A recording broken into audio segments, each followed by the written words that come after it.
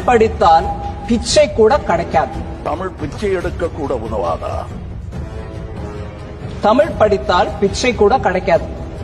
தமிழ் படித்தது பிச்சை எடுப்பதை தவிர வேற உயிர் வாழ ஒன்றுக்கும் பயன்படவில்லை என்பதோடு இதற்காக செலவு செய்த காலத்தை வேறு துறையில் செலவிட்டால் வாழ்வில் பயன் ஏற்பட்டிருக்கும் என்பதை 100 ஆண்டுகளுக்கு முன்பே தமிழ் கற்ற ஒரு அனுபவ புலவர் பாடியுள்ளார்.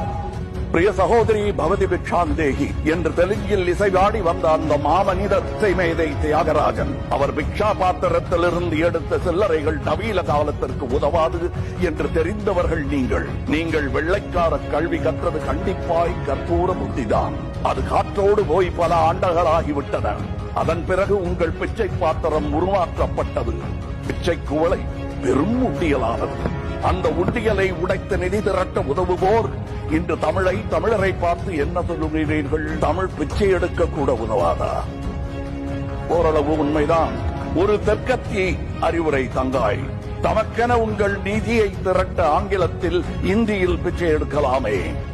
தமிழ் பிச்சை எடுக்க உதவாது, திருடவும் உதவாது.